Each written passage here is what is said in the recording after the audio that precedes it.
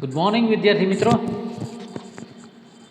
નવરાત્રિ પૂરી અને દશેરાની મીઠાઈ ખાઈ સારી રીતે મીઠાઈ તમે ખાઈ અને તાજા માજા થઈ ગયા છો. ફરી એકવાર આપણે ધોરણ 12 કોમર્સ નામાના મૂળ તત્વો ભાગ બેમાં પ્રકરણનું નામ છે કંપનીના વાર્ષિક હિસાબોની ચર્ચા કરવા હું આપની સમક્ષ આવી ગયો છે. નામ નિકુંજ ગઢવાલા અને એકલવ્ય કોમર્સ. અત્યાર સુધી આપણે કંપનીના વાર્ષિક હિસાબોની અંદર પાકું સરવૈયું કઈ રીતે તૈયાર થાય તે સમજ્યા. પાકું સરવૈયું તૈયાર કરતી વખતે આપણને ખ્યાલ છે કે પાકું સરવૈયું બે ભાગમાં તૈયાર થાય છે. એક ઇક્વિટી અને જવાબદારી અને બીજું છે મિલકતો.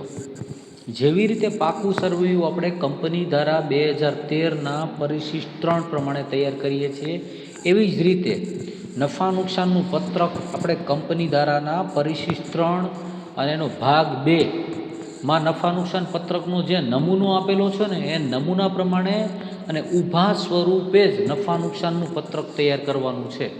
તમને તમારી ટેક્સ્ટ બુકની અંદર પેજ નંબર 124 ઉપર નફા નુકસાન પત્રકનો નમૂનો આપેલો છે. નમૂનો જોશો એટલે તમને ખ્યાલ આપશે. પરંતુ સાથે તમને એક બીજી સૂચના આપી દઉં, ત્યાં જે નમૂનો આપેલો છે એ નમૂનામાંથી ઘણી વિગતો આપણે બાદ કરી નાખવાની છે. દાખલા તરીકે બંધ કરેલ કામગીરી પરનો આવક પરનો વેરો, પછી અપવાદરૂપ બાબતો, અસાધારણ બાબતો અને કર પહેલાંનો નફો, અસાધારણ બાબતો, અપવાદરૂપ બાબતો વગેરે આપણે અહીંયા સમાવેશ કરતા નથી. શેર દીઠ કમાણીનો પણ મૂળભૂત એટલે કે બેઝિક અને ડાયલ્યુટેડ એનો પણ અહીંયા સમાવેશ કરતા નથી. તમારે વધારે સારી રીતે નફા નુકસાનનું પત્રક સમજવું હોય તો તમને તમારી ટેક્સ્ટ બુકની અંદર પેજ નંબર 131 ઉપર જે નમૂનો આપ્યો છે એ પરીક્ષાના હેતુ માટે થઈને આપણા માટે ખૂબ જ અગત્યનો છે અને ખૂબ જ જરૂરી છે. તો આ કંપની ધારા 2013ના પરિશિષ્ટ 3 મુજબનું આપણે નફા નુકસાનનું પત્રક આપણે તૈયાર કરશું. હવે જુઓ, નફા નુકસાનનું પત્રક તૈયાર કરીએ એટલે આપણને અહીંયા જે વિગતો આપી છે, ભંગારનું વેચાણ, વપરાયેલ માલની પડતર, પગાર, ચૂકવેલ વ્યાજ, વેચાણ, તૈયાર માલના સ્ટોકમાં ફેરફાર, ઓફિસ અને વહીવટી ખર્ચા, ઘસારો, કરવેરાની જોગવાઈ, જે નફાના 30%, એ બધી વિગતો આપણે ધ્યાનમાં લેવી પડશે. આ સ્વાધ્યાયના દાખલા નંબર આપણે 8ને ધ્યાનમાં રાખી અને આ આપણે પત્રક તૈયાર કરેલું છે. નફા નુકસાનનું પત્રક સ્વાધ્યાયનો દાખલા નંબર 8 છે, પટેલ લિમિટેડનું છે અને 31/3/2017ના રોજ પૂરા થતા વર્ષનું નફા નુકસાન પત્રક છે. એ એકે એક વિગત વિદ્યાર્થી મિત્રો હું તમને સમજાવતો જઈશ અને એની આપણે ગણતરી કરતા જશું. બરાબર છે? તો સ્વાધ્યાયનો દાખલા નંબર કેટલામાં લેશું આપણે? સ્વાધ્યાયનો દાખલા નંબર આપણે 8 લઈએ છીએ અને દાખલા નંબર 8ની બધી વિગતોને આપણે ધ્યાનમાં લઈ અને નફા નુકસાનનું પત્રક કઈ રીતે તૈયાર થાય એ સમજતા જઈએ. સૌથી પહેલાં તમે જુઓ વિદ્યાર્થી મિત્રો, આ દાખલા નંબર 8 આ એનો જવાબ છે. હવે શરૂઆતના પહેલાં 2 સ્ટેપ યાદ રાખી લ્યો એટલે તમારું 50% કામ પૂરું થઈ ગયું. શું થઈ ગયું? 50% કામ પૂરું. કઈ રીતે તૈયાર કરેલું છે? તો કે પટેલ લિમિટેડનું 31/3/2017ના રોજ પૂરા થતા વર્ષનું નફા નુકસાનનું પત્રક આપણને આપેલું છે. બરાબર છે? રેડી છે વિદ્યાર્થી મિત્રો? એટલું ઓકે. હવે જુઓ, હવે વિગતવાર એક પછી એક વિગતો આપણને જે આપેલી છે વિગતો જોતા જાય. એમાં સૌથી પહેલું આપ્યું છે કામગીરીમાંથી ઉપજ. તમે આ પત્રક જોશો તો આમાં વિગત, આ નોંધ નંબર, રકમ અને આ બંનેનો ટોટલ કરી અને અહીં બહાર લઈ જવાનો રહેશે. પહેલી આપ્યું છે આપણને, પહેલી જે વિગત આપી છે કામગીરીમાંથી ઉપજ, એટલે કામગીરીની ઉપજમાંથી તમારે માત્ર એક જ વિગત બતાવવાની રહેશે. આની પણ વિગતવાર તમને તમારા ટેક્સ્ટ બુકની અંદર જે પેજ નંબર હું જે કહું છું પેજ નંબરની તમે નોંધ કરી લેજો. એની ઉપર તમને દરેકે દરેક જે આપણને રોમન ફિગરમાં જે આંકડાઓ આપેલા છે એની અંદર બધી વિગતો પેજ નંબર 132 ઉપર તમને બધી વિગતો આપેલી છે. તો કે કામગીરીની ઉપજમાં મુખ્યત્વે કઈ વિગતો આવે? તો કે કામગીરીની ઉપજમાં વેચાણ માઇનસ વેચાણ પરત. શું આવે? વેચાણ માઇનસ વેચાણ પરત. પરંતુ આપણને રકમમાં માત્ર શું આપેલું છે? વેચાણ આપેલું છે ને વેચાણ પરત આપેલું નથી. રકમમાં શું આપેલું છે? ખાલી આપણને વેચાણ આપેલું છે, વેચાણ પરત આપેલું નથી. એટલે આપણે અહીંયા વેચાણ દર્શાવી દીધું 3,81,000. આપણને ઉપર જે વિગતો આપી છે અહીંયા, આ જે વિગતો આપી છે આ વિગતોમાંથી કઈ વિગતો લેવાની બે? તો કે વેચાણ માઇનસ વેચાણ પરત. તો આ વેચાણ, બરાબર છે. તો તમે એમ કહેશો ભંગારનું વેચાણ, તો એ આપણી અન્ય ઉપજમાં થાય. આપણો જે બીજો મુદ્દો છે તે જુઓ છે. પેલું આપણે શું લીધું? કામગીરીમાંથી ઉપજ. આ વિદ્યાર્થી મિત્રો જેવી રીતે પાકા સર્વેયરનું પત્રક તમે યાદ રાખ્યું છે એવી રીતે જ કામગીરીમાંથી ઉપજ, અન્ય ઉપજ, આ બધું યાદ રાખી લેવાનું. એટલે એની અંદર કઈ કઈ વિગતો આવે છે તે જ. તો આમાં તો માત્ર એક જ વિગત આપણે યાદ રાખવાની છે. કઈ? તો કે વેચાણ માઇનસ વેચાણ પરત. બીજું આપ્યું છે આપણને અન્ય ઉપજ. અન્ય ઉપજની અંદર કઈ કઈ વિગતો આવશે? તો કે અન્ય ઉપજનો મતલબ છે અન્ય આવક. મળેલ ભાડું, મળેલ કમિશન, મળેલ દલાલી, મળેલ ડિવિડન્ડ, ખાલખાત પરત હોય, મિલકત વેચાણનો નફો હોય, ભંગારનું વેચાણ હોય. તો આ બધું ક્યાં આવશે? અન્ય ઉપજની અંદર આવશે. ફરીવાર વિદ્યાર્થી મિત્રો તમને કહું તો કે અન્ય ઉપજમાં શું આવે? તો દરેક પ્રકારની ઉપજ આપણને જે મળેલી હોય તે. દાખલા તરીકે ડિવિડન્ડ મળ્યું હોય, ભાડું મળ્યું હોય, દલાલી મળી હોય, કમિશન મળી હોય, અગાઉ માંડી વાળેલી ઘાલખાત હોય, ઘાલખાત પરત આવી હોય, કોઈ પણ મિલકત વેચી હોય. દાખલા તરીકે કારખાનું વેચ્યું તો કારખાના વેચ્યા એનો નફો હોય, તો કે મિલકત વેચાણનો નફો આપણે પ્લસ કરશું, અને મિલકત વેચાણનું નુકસાન હોય તો અહીંયા શું થશે? બાદ થશે. એટલે સૌથી પહેલાં આ બે વિગત, એટલે તમારું 50% કામ પૂરું થઈ ગયું. શું કામ? તો કે વેચાણ બાજુની, જમા બાજુની વિગતો બધું આવી ગઈ. આપણે જે હોરિઝન્ટલ નફા નુકસાન પત્રક બનાવતા ને ત્યારે આ ક્યાં એની જમા બાજુ, વેપાર ખાતાની જમા બાજુ વેચાણ અને અન્ય ઉપજો આવતું. એટલે અહીંયા પૂરું થઈ જશે. એટલે હવે તમે જુઓ, આ પહેલું કામગીરીમાંથી ઉપજ, બીજું અન્ય ઉપજ, અને પહેલાં બીજાનો સરવાળો કરીએ એટલે કુલ ઉપજ. આપણું આને ફોર્મેટ બનાવતી વખતે પણ તમારે ધ્યાનમાં રાખવાનું. આ જ પ્રમાણે એમાં કોઈ પણ પ્રકારના ફેરફાર થવા જોઈએ નહીં. એટલે ફરીવાર પહેલું શું છે? કામગીરીમાંથી ઉપજ પ્લસ અન્ય ઉપજ, અને ત્રીજો ક્રમ આ જુઓ રોમન ફિગરમાં લખ્યા છો. તમારે પણ રોમન ફિગરમાં જ લખવાના રહેશે. 1, 2, 3, અને 3નો મતલબ થયો કુલ ઉપજ. એટલે કે પટેલ લિમિટેડની 2017ના વર્ષની કુલ ઉપજ 3,91,500 થશે. બરાબર છે વિદ્યાર્થી મિત્રો? તો આપણે આ શું બનાવી રહ્યા છીએ? નફા નુકસાનનું પત્રક. શું બનાવીએ છીએ? નફા નુકસાનનું પત્રક. અને નફા નુકસાનના પત્રકમાં વિગત, નોંધ નંબર, રકમ અને રકમ. આ રકમ શું કામ બે વાર લીધી છે?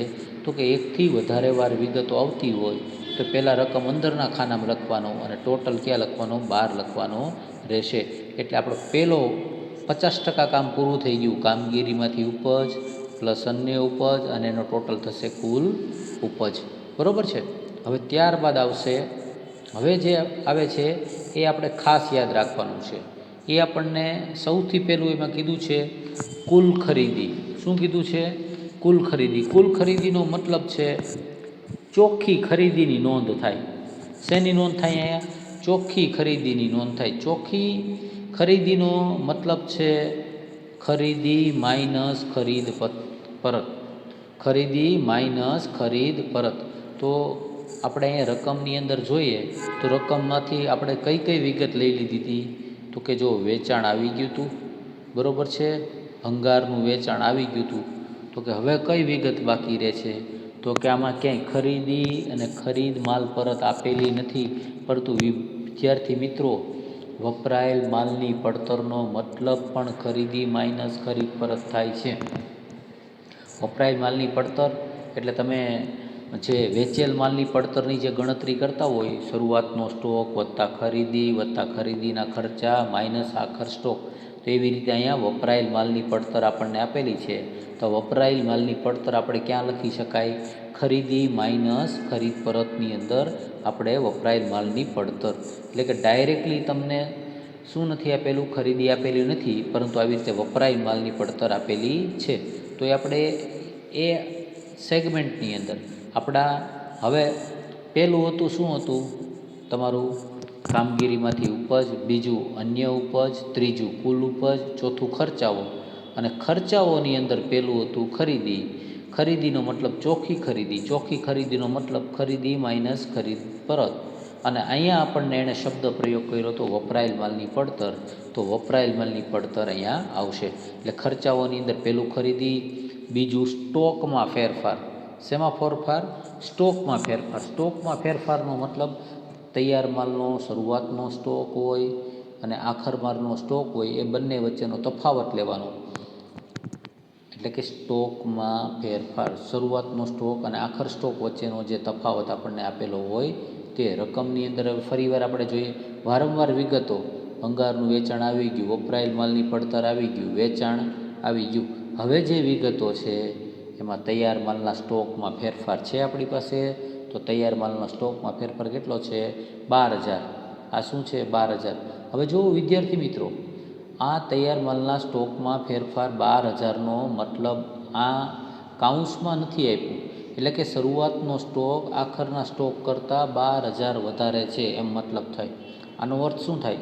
અને જો અહીં માઇનસ આપ્યું હોત તો એનો મતલબ કે આખર સ્ટોક શરૂઆતના સ્ટોક કરતાં વધારે છે. પરંતુ અહીંયા આપણને પ્લસ આપેલું છે, એટલે શરૂઆતનો સ્ટોક આખરના સ્ટોક કરતાં વધારે છે. રેડી? ખર્ચાઓ, ખર્ચાઓની અંદર ખરીદી પહેલાં, પછી આવશે સ્ટોકમાં ફેરફાર, પછી આવશે પ્રત્યક્ષ ખર્ચા. પ્રત્યક્ષ ખર્ચાઓ તો ની અંદર ક્યાં ક્યાં સમાવેશ થાય? નૂર, જકાત, આવકમાલ ગાડા ભાડું, મજૂરી વગેરે. શું શું આવે? મજૂરી, આવકમાલ ગાડા ભાડું. જો આ આવી ગયું છે, વેચાણ આવી ગયું, આ પણ આવી ગયું. હવે પ્રત્યક્ષ ખર્ચાઓની, પ્રત્યક્ષ ખર્ચાના મતલબ સીધા ખર્ચાઓ,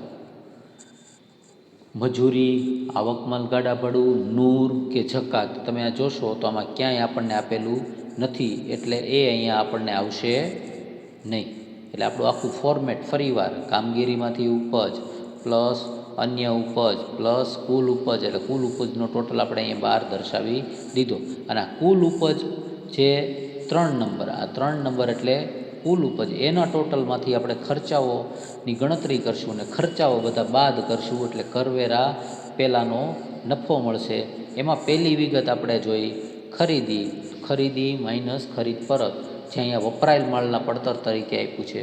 પછી જોયું સ્ટોકમાં ફેરફાર, તો કે શરૂઆતનો સ્ટોક માઇનસ આખર સ્ટોક. ત્યારબાદ આવશે પ્રત્યક્ષ ખર્ચા.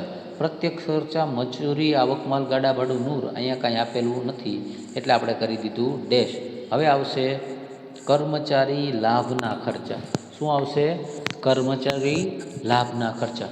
કર્મચારીને પેઢી દ્વારા, એટલે કે કંપની દ્વારા કોઈ પણ પ્રકારના ખર્ચાઓ, કર્મચારીને લાભ થાય તેવા ખર્ચાઓ કરવામાં આવતા હોય તો તે તમે પગાર કહી શકો, બોનસ કહી શકો, કમિશન કહી શકો, પ્રોવિડન્ટ ફંડમાં ફાળો. ક્યાં ક્યાં આવશે કર્મચારી લાભના ખર્ચા? પગાર, બોનસ, કમિશન, કંપની દ્વારા પ્રોવિડન્ટ ફંડમાં ફાળો આપવામાં આવ્યો હોય તો એ. તો અહીંયા પગાર, બોનસ, કમિશન આપણને ક્યાંય આપેલું છે કે નહીં એ રકમમાં એકવાર જોઈએ. વારંવાર બાકીની વિગતો હું બાદ કરતો જાઉં છું. વેચાણ, તો કે કામગીરી ઉપજમાં આવ્યું, ભંગારનું વેચાણ અન્ય ઉપજમાં આવ્યું. આ પહેલાં બીજાનો આપણે ટોટલ કર્યો એટલે કુલ ઉપજ મળી. કુલ ઉપજમાંથી આપણે ખર્ચાઓ બાદ કરશું. ખર્ચાઓની અંદર પહેલું હતું ખરીદી માઇનસ ખરીદ પરત, તો એમાં આપણે વપરાયેલ માલની પડતર લઈ લીધી.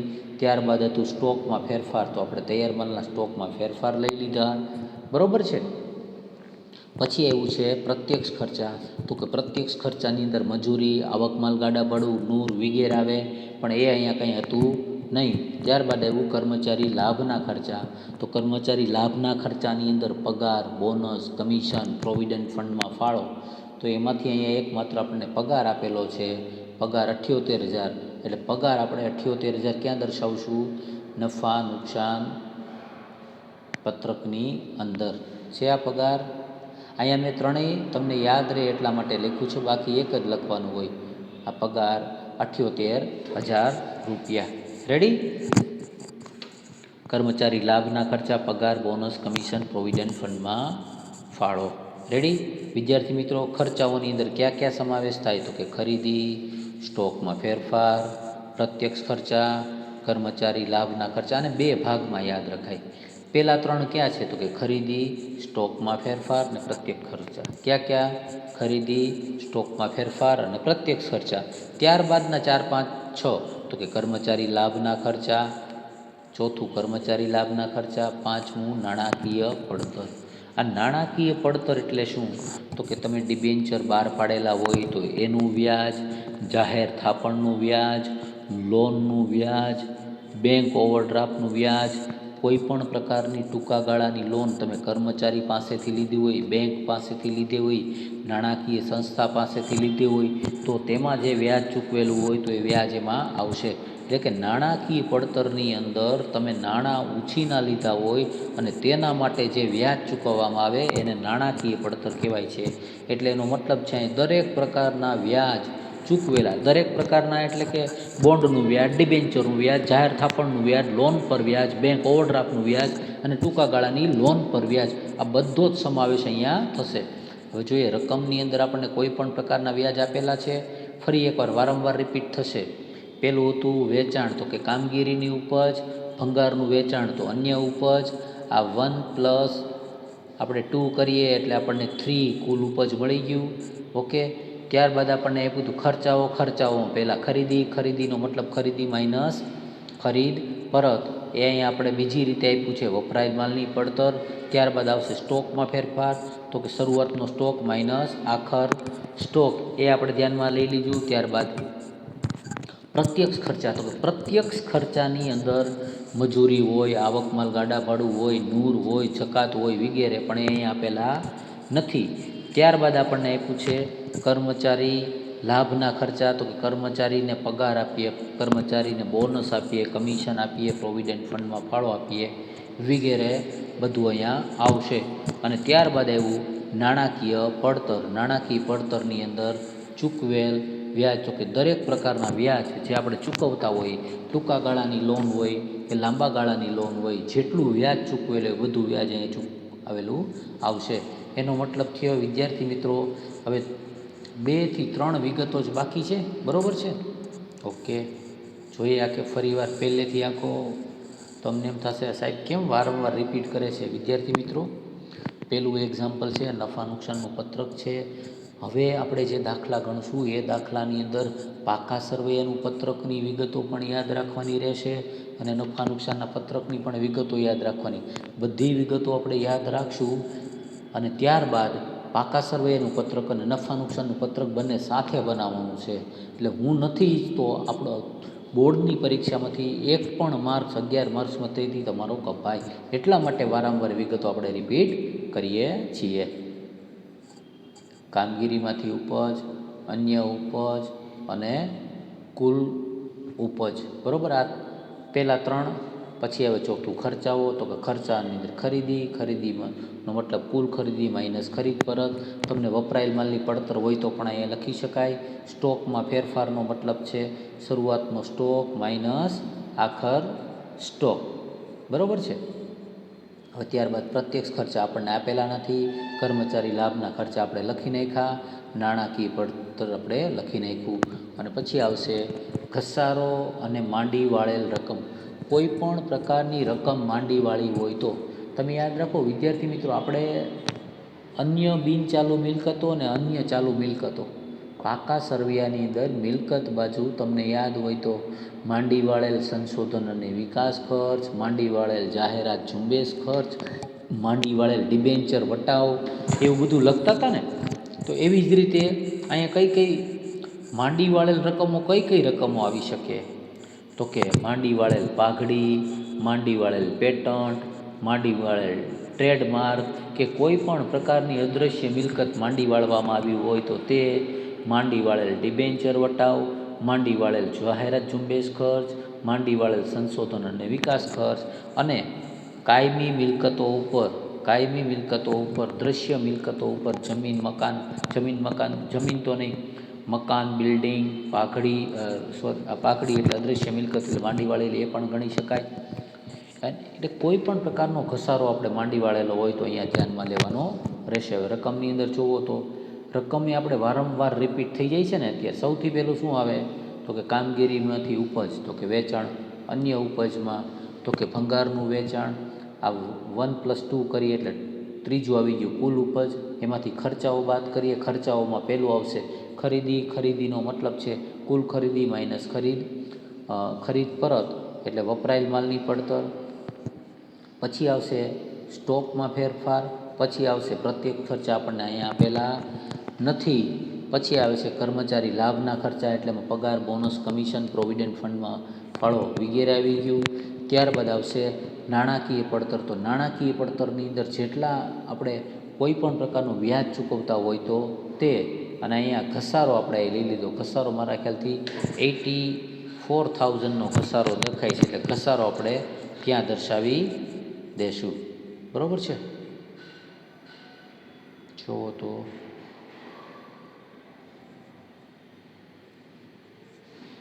છે ઘસારો 84,000.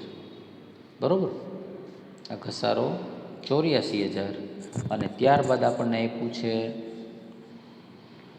અન્ય ખર્ચાઓ. શું આપ્યું છે? અન્ય ખર્ચાઓ. અન્ય ખર્ચાઓની અંદર કયા કયા ખર્ચાઓનો સમાવેશ થાય તો કે વેચાણ ખર્ચા, ઓફિસ ખર્ચા, વહીવટી ખર્ચા, ભાડું, ઓડિટ ફી, તાર, ટપાલ, સ્ટેશનરી, માંડી વાળેલ ઘાલખાત, આ બધાનો સમાવેશ શેમાં થશે? અન્ય ખર્ચાની અંદર થશે. તો અહીંયા આપણને માત્ર એક આપ્યું છે. શું આપ્યું છે? ઓફિસ અને વહીવટી ખર્ચા આપેલા છે. શું આપેલું છે આપણને? ઓફિસ અને વહીવટી ખર્ચા આપણને આપેલા છે. અને ઓફિસ અને વહીવટી ખર્ચા એટલે 15,600. શું થશે? 15,600. એટલે હવે આપણે ફરી વાર જોઈએ.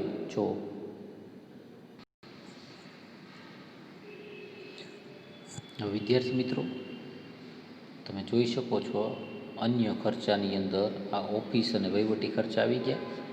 એટલે હવે 1, 2, 3, 4, 5, 6, 7 એનો ટોટલ કરીએ એટલે કુલ ખર્ચા આવશે 3,86,100. કેટલા આવે? 3,86,100. આ 3,86,100 અને આપણી પાસે ટોટલ કેટલા હતા? 3 લાખ ઉપર હતા ને. એમાંથી એટલે કે આ ત્રીજામાંથી ચોથા બાદ કરવાના. ત્રીજામાંથી ચોથા આપણે બાદ કરીએ એટલે આપણો જવાબ આવશે 5,400, જેને આવકવેરા પહેલાંનો નફો તમે કહી શકો. શું કહી શકો? આવકવેરા પહેલાંનો નફો. જો ફરી એકવાર તમને સમજાવી દઉં. આ 3,91,500 છે.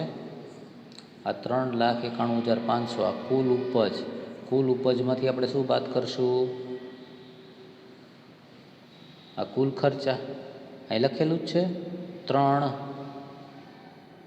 - 4. એટલે કુલ આવકમાંથી કુલ ખર્ચા બાદ કર્યા એટલે જે જવાબ આવે 5,400 એને આપણે આવકવેરા પહેલાંનો નફો અને ક્રમ નંબર આપી દીધો 5, રોમનમાં 5 એટલે કે વી. આવકવેરા પહેલાંનો નફો. કુલ ઉપજમાંથી કુલ ખર્ચા બાદ કરીએ એટલે આવકવેરા પહેલાંનો નફો આપણને આપી દીધો. કેટલો આપ્યો? 5,400. 5,400 કઈ રીતે મેળવ્યો વિદ્યાર્થી મિત્રો? તો કે આપણને ઉપર જે રકમ 3,91,500, 3,91,500માંથી 3,86,100 આ બાદ કર્યા એટલે આપણને મળી ગયું 5,400. રેડી? બરાબર છે. એ જે જવાબ આવ્યો એ જવાબને આપણે શું કહીએ છીએ? આવકવેરા પહેલાંનો નફો. શબ્દ વારંવાર રિપીટ કરું છું. આવકવેરા પહેલાંનો નફો.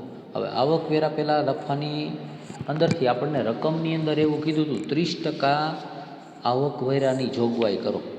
30% આવકવેરાની જોગવાઈ કરો. તો આવકવેરા પહેલાંનો જે નફો હોય ને એની સાથે 30% ગુણાકાર કરવાનો. આવકવેરા પહેલાંનો નફો હોય એની સાથે 30%નો તમે ગુણાકાર કરો એટલે તમને આવકવેરાની જોગવાઈ મળી જશે. આ જે છે આવકવેરાની જોગવાઈ 1,620. રેડી? 3,86,000 ગુણ્યા 30 કરીએ એટલે આવકવેરાની જોગવાઈ આ 5 હતું, આ 6 નો મતલબ રોમન ફિગરમાં V6 એટલે 1620. આ આવકવેરા પહેલાંના નફામાંથી આ 1620 બાદ કરીએ એટલે આપણને મળી જશે આવકવેરા બાદનો નફો, પ્રોફિટ આફ્ટર ટેક્સ. તમે ચાલુ ગુણોત્તરની અંદર આ જ નફો, આપણે ચોખ્ખો નફો જો તમે એને કહી શકો, આ કરવેરા બાદનો ચોખ્ખો નફો 3780 રૂપિયા થશે. એટલે ચોખ્ખા નફાનો ગુણોત્તરની ગણતરી કરવાની હોય ત્યારે આ કરવેરા બાદનો નફો 3780ની ગણતરી કરવાની આવે છે. વિદ્યાર્થી મિત્રો, આ આખું પત્રક તમે એકવાર ફરીવાર ઝડપથી તમને સમજાવી દઉં. પહેલું છે કામગીરીમાંથી ઉપજ, બીજું અન્ય ઉપજ અને ત્રીજું કુલ ઉપજ. આ બંનેનું ટોટલ કરો એટલે કુલ ઉપજ, અને કુલ ઉપજમાંથી આપણે ત્યારબાદ બાદ કરવાના છે કુલ ખર્ચાઓ. કુલ ખર્ચાઓની અંદર ખરીદી, સ્ટોકમાં ફેરફાર, પ્રત્યક્ષ ખર્ચા, કર્મચારી લાભના ખર્ચા, નાણાકીય પડતર, ઘસારો અને માંડી વાળેલ રકમ અને અન્ય ખર્ચા. આ 7નો ટોટલ આપણે કરીએ એટલે કુલ ખર્ચા થાય. એટલે કુલ ખર્ચા આપણી પાસે આવી જશે 3,86,100, અને 3,86,100 એટલે કુલ ઉપજમાંથી કુલ ખર્ચા બાદ કરીએ એટલે આવકવેરા પહેલાંનો નફો મળશે. ત્યારબાદ આપણે આવકવેરાનો દર આપણને આપેલો હોય તો રકમની અંદર આપણને કીધું છે 30%ની જોગવાઈ કરો, તો આ 3,86,100 ગુણ્યા 30 કરીએ એટલે 1620 તમારે આવકવેરો આવશે. હવે જ્યારે આપણે પાકા સરવૈયાના દાખલા ગણશું ને ત્યારે આ બંને આવકવેરાની જોગવાઈ પણ પાકા સરવૈયામાં દર્શાવવાની રહેશે, અને આવકવેરા બાદનો નફો પણ આપણે પાકા સરવૈયામાં દર્શાવવાનો રહેશે. યાદ કરો, કરવેરાની જોગવાઈ ટૂંકા ગાળાની જોગવાઈની અંદર આપણે દર્શાવવાનો રહેશે, અને આવકવેરા બાદનો આ જે નફો છે એ અનામત અને વધારો એ હેડિંગ હેઠળ આ 3780 દર્શાવવાના રહેશે. બરાબર છે વિદ્યાર્થી મિત્રો, આ હતું નફા નુકસાનનું પત્રક કંપની દ્વારા 2013ના પરિશિષ્ટ 3 મુજબનું નફા નુકસાનનું પત્રક. વિદ્યાર્થી મિત્રો, જો આ લેક્ચરમાં કોઈ પણ બાબતો ન સમજાતી હોય તો જાણ કરવા વિનંતી. વોટ્સઅપ દ્વારા પણ જાણ કરી શકો છો, યુટ્યુબમાં કોમેન્ટમાં પણ તમે લખી શકો છો. લેક્ચર જો તમને ગમે તો લાઈક કરજો, ન ગમે તો પણ સૂચનો કરજો કે કઈ રીતે વધુ સારી રીતે જે લેક્ચરને સારો બનાવી શકાય તે માટેના. બરાબર છે. ફરી એકવાર હું Nikunj Gadhwala, Eklavya Commerce. Thank you very much.